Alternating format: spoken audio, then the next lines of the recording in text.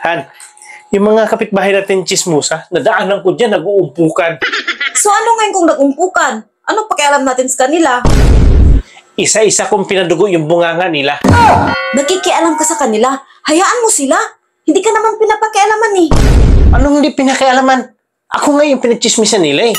Paano daw ako nagustuhan ng babae? Ang liit daw yun sa akin, tapos supot pa. Pag once na nalaman ko kung sino yung babae na nagkalat niyang ganang chismis, itapat ko na habang nagsasalita siya, paduguin ko yung bunganga niya. Di ba, Han? Mali yung ginagawa nila. Sa palagay mo, Han, sino yung pinagmulan yung ganyan chismis? Pag once na nalaman ko, hindi ako mag-atubili na paduguin talaga yung bunganga niya.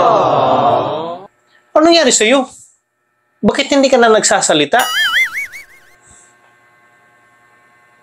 Uy! Ano nangyari sa'yo? Bakit hindi ka na nakapagsalita? Nagsasalita ka naman kanina. Sige daw. Hello, hello, hello. Sige. Hello, hello. Oh, nakapagsalita ka naman ah. Bakit pag about dun sa topic na kung sino yung nagkalat na supot ako at malit yung sa akin, hindi ka makapagsalita? Baka kasi paduguin mo bunganga ko. Ikaw pala yun sa lamig.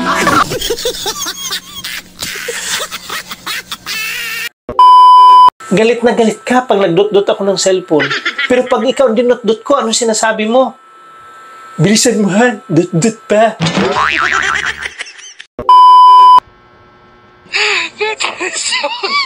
Nag-cellphone ka na naman? Ang init ang ulo mo. Ano bang problema mo? Wala namang problema pag nagsisilpon na. Bago umalis ng bahay, dot-dot ng cellphone. Pagdating, dot-dot na naman. Bago matulog, dot-dot ulit. Pagising sa umaga, dot-dot na naman. Ano naman kung dot-dot ako ng dot-dot? Wala naman problema dun ah. Anong walang problema? Malaking problema yung ginagawa mong dot-dot ng dot-dot. So galit ka? Ayaw mo ng dot-dot ng dot-dot? Sino bang hindi magagalit? Nagmukha ka ng dot-dot. Galit na galit ka pag nagdot-dot ako ng cellphone. Pero pag ikaw dinot-dot ko, ano sinasabi mo? Bilisan mo, Han. Dot-dot pa.